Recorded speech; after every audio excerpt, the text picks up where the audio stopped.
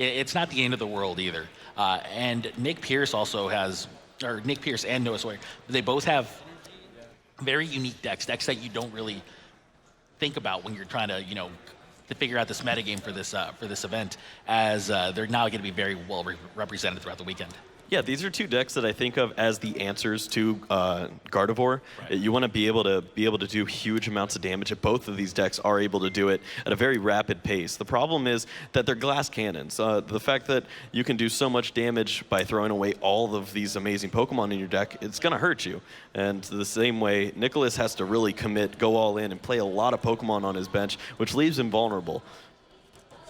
Yeah, now Noah is playing the Vespiquen deck, and you see right away how he played Acrobike, and he has, it's kind of a trainer-based, like an item-based engine for him to get these Pokemon into his discard pile. Since you don't have cards like Battle Compressor, the deck definitely needed to change its style up, and it found a good way to do so, but now the problem becomes, can you do this consistently enough? And if you can, is it going to be fast enough? Yeah, one like unspoken rule when you're playing in this matchup is you try to avoid playing down EX or GX Pokemon if you're on the Vespiquen side, because you want to make sure that it's a 2-for-1 every time that you're taking a knockout. You take a big knockout on a Mega Rayquaza, and they return knockout of Vespiquen. You took 2 prizes, they only took 1. So it ends up being advantageous for you. But if Rayquaza can get in a spot where they can just start Lysander or Guzmine your Shaymins and Tapu Leles, then you immediately lose that big advantage that you had. Right away, we see a Skylar here for Nick. Now, Nick does have the Mega Rayquaza, but the thing about Mega Rayquaza is that it's not exactly a fast attacker. It's one of those things where you actually have to commit quite a few resources to getting it into play, which means that getting multiples into play becomes exceedingly harder. Like, the first one is not difficult to pull off. The second one is a little bit more difficult. And then the third one, that's when you really start to struggle if you're the Mega Rayquaza deck. And that's what I expect to see here out of Nick. He may have an early start, but the problem is if the best Vespiquen player can get the resources it needs in the discard pile, then all of a sudden Nick is going to really struggle to get his last couple of prizes. Yeah, we see Nicholas. He was able to start off with the Skyla here. That's going to be able to get him Hoopa, which gets him more Pokemon. He can get some Shaymins and be able to continue this draw. When you see Skyla, you think that's not going to get him very far. It's just 1 card. But the chain reaction has already started to occur. He has a Metal Energy in the discard. That means that eventually he's going to have access to Mega Turbo. Because he's thinned out his hand a little bit with the Ultra Ball, that means that these Shaymins can start to draw him some cards. So everything is starting to come into place. It really just depends on if he's able to find that Spirit Link for his Rayquaza. He already has double colorless energy, so things can really start moving just because of that 1 card. Yeah, I really like seeing the Hoopa here. I think the Hoopa is one of the few. This is one of the few remaining decks where Hoopa is actually at its best. And when Hoopa's at its best, it's a very powerful Pokemon because its Scoundrel Ring is just powerful. It's so incredible how fast it can get your deck going. Especially, I mean, we see here how it found him a couple of Rayquazas and I believe a Shaymin. Yep. Now, gonna go ahead and just use that Field Blower. It's not gonna do very much for him in this matchup. Gotta get rid of that 1 extra card. Hopefully, can find some cards like a Spirit Link, and there it is. Yeah, that Spirit Link, very crucial here as it's one of the big keys of the puzzle for a very fast Mega Rayquaza start. And sure enough, look at that, the Mega Turbo as well. That's a turn 1 Mega Rayquaza which can start attacking here for Nick Pearce. Yeah, I think Nick might have heard you through his headset when you said that it was going to be a slower game, because he said, I'll take a turn 1 knockout on your Combi with a double colorless. Yeah, no kidding. This kind of a start is not very likely for Nick's deck, but still, when it happens, you definitely take it. Yeah, now Noah, he knows that there's no way that he's going to be able to take a 220-point knockout on this Mega Rayquaza. So being able to use Sky Return, get the Shaymin off of the field, avoiding that 2-for-1 prize exchange like I was talking about earlier, that's definitely going to benefit him. And now he just needs to start finding some basic Pokemon to get onto the bench. Definitely looking for some Combis here. Yeah, and I mean, keep in mind, he still has to get a lot of Pokemon into the discard pile as well. So it's not an easy job for Noah here to set up, and the fact that he's being pressured as early as turn 1 from his opponent, that really puts a very fast clock on Noah to get the resources he needs. And it seems like he's doing fine so far, but It's not over yet. Oh, Noah even has Parallel City in his hand. It's usually a card that you use against yourself, trying to get rid of some damaged Pokemon or those Pokemon EX and GX, and also add to the pile that your Vespiquen has, get a big attack off. But instead, he's going to use it against his opponent, limit that his opponent down to 3, and hopefully Nicholas isn't able to find one of those Sky Fields. We know that 2 are already prized. Now, Noah is finding what he needs kind of for now. Like, he is very comfortable taking just a very slow turn. Like, he'll promote the Mewtwo, which is a non-EX Pokemon, and he's okay giving his opponent another prize as long as his opponent doesn't get too far ahead, because from this point on he'll be giving up non-EX and GX prizes for the most part. And if he can do that, then he'll be able to start coming back just based on the fact that his attackers are not non-EXs and GXs and Nick's are. Yeah. But he only has so much time to do this. Nicholas drew a very, very poor hand off of what he had there. He's just sitting with double colorless energy, some float stones, and a Mega Turbo. He's not even he's not able to counter Stadium and play one more Pokemon down to knock out the Mewtwo. He just has to use Sky Return and hope that he can draw some cards with the Shaman's ability in the next coming turn. But he had a big spot there. If he had a Guzma, he would have been able to remove that Combi, and then it would be very difficult for Noah to be able to take a knockout this turn. All right, let's see here. Now, Sycamore is going to discard a lot of resources here for Noah, but that's a lot of Pokemon too. Yeah, we did see one special charge already used, and he's going to lose this double colorless right here. So Noah might be limited in the amount of attacks he's able to pull off this game. If this Combi doesn't evolve into Vespiquen, of course we see 2 Vespiquen off the Acrobike. Now that it's a Vespiquen, though, it needs to take an attack, a knockout that's going to do enough to impact the game, because he needs 3 double colorless energies to take 3 EX or GX knockouts. I want to start counting the number of Pokemon in the discard pile. It was a little bit too fast for me, but hopefully we get a die on the table that can start representing the amount of Pokemon that are in the discard pile, because it's so important for us to keep track of that, and for obviously Nick and Noah for both to keep track of that. Oh, and a Guzma, your boy, coming in at the right time here for Nick, as he's going to be able to target down this Combi. And that's huge, as that's going to be the only attacker that Noah has available to him. Oh, and if I was able to pick my cards off of that Shaman, it would definitely, one would be the Sky Field, which he drew into, but he also has a Trainer's Mail, which might be able to get him a little extra, like an Ultra Ball there. That's going to be able to continue to draw him some more cards with potential Shamans in the future if he so chooses. But he doesn't have to go in right now. He might be able to just be able to hold on to them. Yeah, Noah says, there's no way I can come back from this. You've already knocked out 2 of my Combis, and I've lost a few double colorless. I can't compete with that big Mega Rayquaza. That's game 1. I like that decision by Noah. He saw that because the turn 1 Rayquaza is just so powerful and so fast. Unless Noah can just have almost a miraculous turn 2 to where he comes back and he knocks out the Mega Rayquaza, he's just going to be too far behind, because then all of a sudden Nick's third turn, or Nick's second turn actually, is going to involve him powering up a second Mega Rayquaza on the bench. And the moment that he starts doing that, it's just too hard for you to come back. There's nothing you can do. You barely can knock out the first one, and then you're just not going to have enough attackers. Nick is just targeting these Combis down, as he rightfully should. And sure enough, Nick is up 1-0 against Noah Sawyer, as both of these players are competing to get to 3-0 at this day 1 of competition of the World Championships in the Pokemon trading card game. Very interesting the way that game played out. From speaking to a lot of prestigious Vespiquen and Rayquaza players, with Rahul Reddy as our Vespiquen expert and Jose Moreira always talking about Mega Rayquaza, the way that this matchup plays out, the Vespiquen players have been even taking out Combi, the Klefki, because they don't need to have the Klefki to protect them from the Megas anymore. They just think that they can get enough damage and take a big knockout with choice bands now that they just run through the Mega Rayquazas. But Nicholas saying you might need those Klefkis, because I'm fast enough, and if you don't keep up with me, I'm going to win quick games. The problem is, can he really keep up that kind of a speed? I mean, granted, his deck does play, quite a few copies of like things like Mega Turbo and stuff like that. So he is better. He is built a little bit better for consistency when it comes to speed than a lot of Mega Rayquaza decks. But a turn 1 Mega Rayquaza oh man, it's powerful when it happens, but you can't count on it happening every turn. Yep. We see the Parallel City is going to be in the prize cards over for Noah. It's able to help him in a little bit, but in the end, Vespiquen does only have 90 hit points. You don't have to. Nick has 1 Double Colorless Energy, a Mega Turbo, and a Rayquaza EX there, as well as a Guzma, actually. So these are all very powerful cards individually, even Skyfield. They're all individually powerful cards, but the fact that you only have one of them makes it a little bit easier for you to handle. Yep. Well, we are underway in this game 2 here. We get to see Nicholas starting off with the Tapu Koko, probably one of his best starters for himself. That free retreat is generally the reason why you play that. I think that Zoroark is actually really nice too, by the way, as that's one of the ways that you can really compete against Mega Rayquaza, just based on the fact that Mindjack or Zoroark, I should say. Yeah. Mindjack can just deal unprecedented amounts of damage.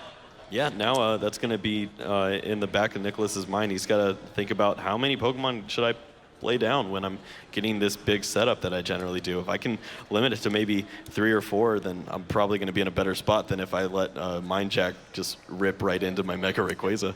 Unknown goes to the discard pile, as it rightfully should, in order to earn Noah another card here. This deck here by Noah is just meant to blaze through the deck as fast as possible, but sometimes you just need to get too many Pokemon in the discard pile, and it's just difficult to do. I mean, the first few Pokemon are easy, right? It's when you get to those 200 plus damage that you really start to struggle as the Vespiquen player. Yeah, looking at what Noah's got for himself there, he's thinking about getting the Zoroark, but I think you should wait on that. Yeah, he wouldn't be able to evolve it this turn, and it might not have played out very well. So yeah, rightfully so, going to go for the Zorua instead. Yep, much preferred on the Zorua, and sure enough, it comes into the bench. So that's now 2 Combies and 2 Zoruas on the bench with a with the Oranguru in the active spot. As Oranguru being the active Pokemon, by the way, we don't give that enough credit for being very poor for Noah. Yep. Now Nicholas trying to see if he can get one of those big starts like he was able to last time. The Metal Energy is key. It doesn't look like a very big piece, but being able to get that in the discard pile is huge. Generally, these decks only play 3 or 4 basic energy cards that they're trying to get to use that Mega Turbo. Yeah, and the Mallow being in the discard pile is also never a bad thing. Yeah, being able to combine Mallow with cards like Shaman EX, cards that he's going to be able to grab with his Hoopa, is definitely going to be beneficial to him if we see. He plays Unknown, by the way, and Oranguru. Yeah, there's a lot of ways that you can draw exactly the card you need. Last time we saw Nicholas in the opening game, he was able to draw into it just straight off the top. It worked out for him, but there's ways that you can manipulate it and just make sure that you have it every single time. Indeed. Now, I mean, I'm gonna go back in, so. Obviously Nick is hoping for the very powerful start, just like he had in the previous game, but let's assume that he gets like a turn 2 Mega Rayquaza. Is that too slow going up against Noah's turn 1? Yeah, looking at this board, I would be a little more scared than I was of the last game, but it's definitely, it's not the end of the world. You still need to see all these Pokemon go into the discard pile for Noah to really provide a big threat. So a turn 2 might be a little slow, but obviously Nicholas is going to be rearing for that big turn 1. All right, so I mean, Nicholas's start is obviously not ideal, but still that Hoopa, very powerful. Yeah, I think he's actually in a pretty good spot here. He got himself the Mega Rayquaza and the regular Rayquaza and a Shaman. The Mallow is likely going to be getting that Spirit Link if it's not already in his hand. It is, so that means actually, yeah, you're right. He's definitely going to get a big knockout here. Yeah, you're absolutely right. The Shaman getting him the extra cards from the Mallow is very crucial here, as all he's going to need is that double colorless energy, which of course he put on the top of the deck with the Mallow and the Mega Turbo as well. So even though he didn't have any energies in his hand, the fact that he got to get him with the Mallow and then draw them with the Shaman was crucial for him. And now it seems like he's making me eat my words, as now he's gotten 2 turn 1 Mega Rayquazas. Yeah, he's letting you know that Mega Rayquaza is definitely not done yet. It's trying to get that one big last hurrah in the standard format, and Nicholas once again taking a big knockout early on the opening turn. One last ride here for that Mega Rayquaza deck. Will it have, well, there's a Skyfield allows the Shaman to actually draw the maximum amount of 6 cards, by the way. but will it have what it takes to earn one last championship victory at the grandest stage that we have in this Pokemon game? Yeah, looking at Nicholas's face, he kind of had a little bit of a grin on, saying, "Oh, you get to use my Skyfield too." that worked out pretty well for you, as he did get himself on that 6 bench Pokemon, which got him a lot going on. All right, Noah still on his own turn again. He's facing down a very powerful start here from Nick, and again he's going to be using his Sky Return as his attack, putting enough damage onto the Mega Rayquaza to where it starts to actually fear getting knocked out on the following turn. So at this point, it's going to be on Nick to start getting additional Mega Rayquazas for the following turns. But he seems well positioned to do so.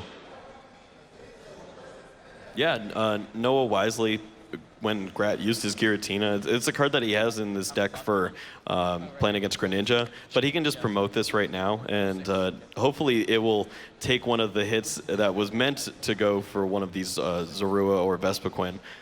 Now he can let this Pokemon fall into the discard pile, and maybe he'll be able to get to that exact point knockout that he needs to with Be Revenge. Which tool is on the Mega Rayquaza again? Is it a Float Zone? Oh no, it's the Spirit Link, yeah. So it seems like he's going to need one more Pokemon to put onto his bench. Oh, no, not playing him. Yep. Nicholas saying that he's going to grab the Field Blower, but not play it just yet. This means that Noah would be losing a few Pokemon just because he did overextend his board with the Skyfield, but this kind of works out for Noah. He wants to get these Pokemon in the discard pile, and he knows that this is one way to do it. By the way, this math is going to work out really perfectly for Noah, as if Nick does play down that 5th bench Pokemon, which it seems like he is, and even now a 6th, then all of a sudden the Zoroark is going to be able to deal enough damage to knock out the Rayquaza EX. So Nick kind of realized that, and he said, well, there's no real difference between 5 and 6 Pokemon, so I might as well play down the 6th Pokemon and play the Shaman and draw additional cards. But that is going to be how Noah's gonna be able to come back here, as once he plays a Zoroark down as well as a Double Colorless, the Mind Jack will be able to knock out this Mega Rayquaza. Yeah, he would have some creative lines to get his bench down using getting rid of this Skyfield with the Field Blower. He could also put the Unknown away, but then he wouldn't have enough damage to knock out the Giratina. So a little bit of an awkward spot for Nick, but he's in a pretty good spot with the way that the prize cards and the opening game, the turn has worked out for him. So we'll see if this advantage that he has right now is going to be enough. Right, there is a bit of an opening for Noah, but absolutely Nick is doing what he can to secure his own future with his Mega Rayquazas. He wants to find another Spirit Link.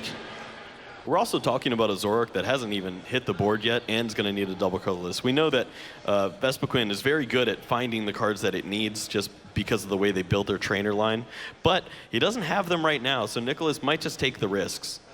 Oh, no, he's thinking about it. Okay, and Nicholas does indeed play our discard is unknown. Yeah, he does have an extra Pokemon to play down so that he will be able to continue the knockout, but yeah, it could be scary. That is a knockout. Down goes the now. Giratina, so that's another prize for Nick. But again, at this point, the window is open for Noah to take this return knockout. Sure enough, he plays the Zoroark. Does he have the Double Colorless Energy? Yeah. Not yet.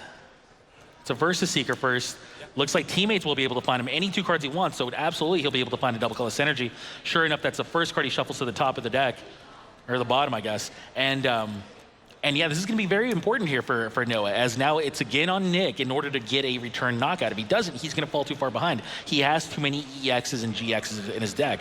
And that's an issue. That's a really big issue when your opponent's attacking you with non-EX Pokemon. That's right. The way that Nicholas's deck works is he has such high hit points and goes in so aggressively that generally the GX part and GXs and EXs that you have giving up those the 2 prize cards rather than 1, he can just get a big lead and then that won't be a big problem. But big time knockout here by Noah, by the way, as Noah does go down to 4 prizes and Nick still has 4 prizes remaining, but with 1 less with 0 Mega Rayquazas in play now, as that Mega Rayquaza did go down to that Zoroark's Mind Jack. Yeah, Nicholas now has to kind of regroup here. If he's able to disrupt Noah, that would be nice. But honestly, the Rayquaza decks they don't play very much N, and that means that you're not going to mess with Noah's hand. Ultra Ball here from Nick. He's going to need to find himself additional attackers. I feel kind of silly stating the obvious, but it's absolutely true. This is a priority for this deck, and that's where it kind of struggles. Yeah, after the big turns that Nicholas had, being able to take those 2 big knockouts early, now we're just looking at the way that this matchup kind of plays out. The fact that the 2-for-1 exchange is going to continue to happen, it just puts Noah in a fantastic spot. I'd like to know how many Pokemon are in his discard pile, because then we could kind of get a better read on if Vespiquen is going to start to get into range with this Zoroark potentially falling, along with the unknowns that are on his bench.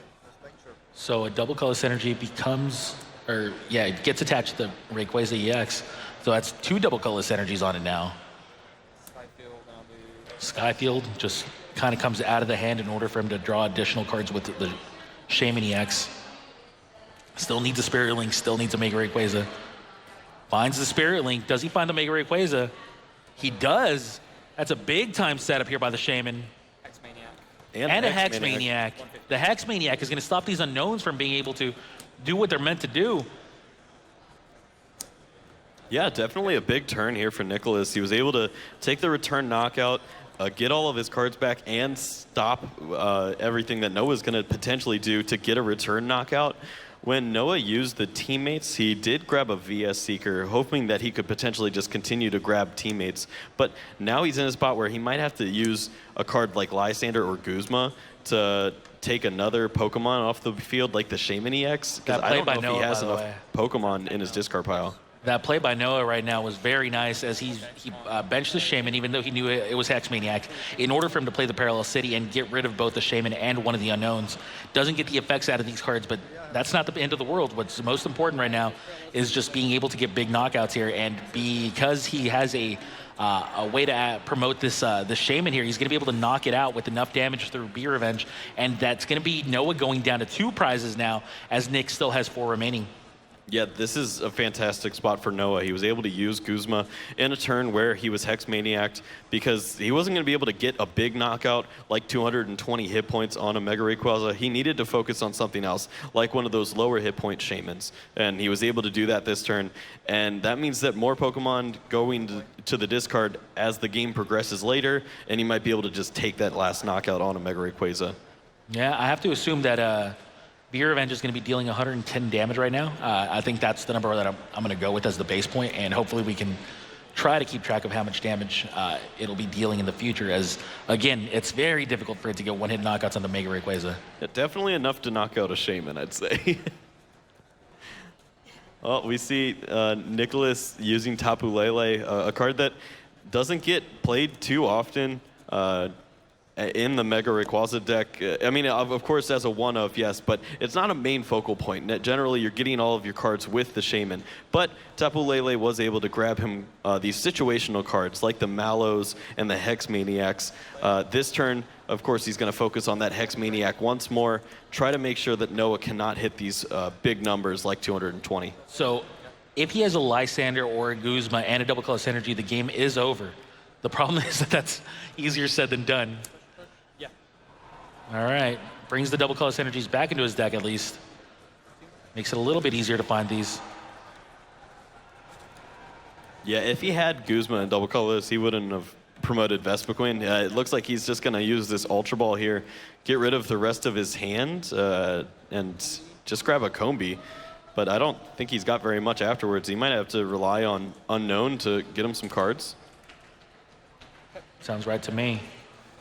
Oh, he's got some cards left in his hand, so I just don't know what he's got. When there's a will, there's a way, and looks like he does have some sort of chance before he farewell letters, or it looks like he's... Yeah, he can't because of the Hex Maniac. Yeah, that's true. He has been Hex Maniac for a second consecutive turn, so he's forced to just promote the Unknown, hope it gets knocked out the old-fashioned way.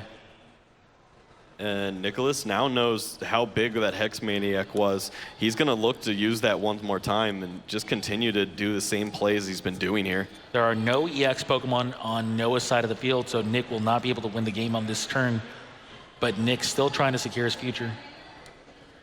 Yep, it looks like Nicholas is going to be able to get himself a Shaman or a Tapu Lele. It just depends on whatever is going to draw him into either a third Hex Maniac or another VS Seeker. He's going to look to continue that chain and stop Noah from getting to draw any cards. Yeah, I mean, he plays plenty of them, so this is definitely a strategy that he likes to go with in multiple matchups, I'm sure. And it seems like he's finding a Shaman. He believes that's probably the best route he can take. I don't blame him. Doesn't look like he's going to need any additional attackers or anything like that. So at this point, it's all about just, well, he's definitely not going to need any additional attackers. But at this point, it's all about just finding that Hex Maniac and hoping it sticks and does enough damage to Noah so that he can win this second game and end this match. Now, Nicholas does have an energy that he can attach. Deciding on whether it's going to go on Coco or Shaman, it's a little bit irrelevant here, but choosing to go on the Coco, and now he's going to start looking for that VS Seeker. All right, 5 cards drawn here. I think I saw it. 5 cards drawn here. Did he find the Versus Seeker? Okay, let's go, please. Yeah. He's going to take a look just to see how many Pokemon are truly in that discard pile. He wants to know that maybe this unknown was going to be the last piece, and don't want to play right into a double colorless. Big time turn here for Nick. Will he be able to land another Hex Maniac? And if he does, will Noah be able to draw out of it? Seems likely on the first part. I believe I see the Versus Seeker. Sure enough, there it is. VS Seeker. Will he find the Hex Maniac? It is the card he chooses to get. And Hex Maniac is played, and then a knockout onto the unknown. And again, the best quick win is the Pokemon that gets promoted. Yep, and now Noah just needs to find something. He's got an Ultra Ball, which can get him one more Pokemon into the discard pile, but he has no more abilities. So generally, being able to find a Shaman or a Tapu Lele, that's not going to provide him any use here. But he does have Sycamore in his hand. Does he have a way to at least slow the... Okay, so Sycamore, what's he got to find? You can't Guzma anymore.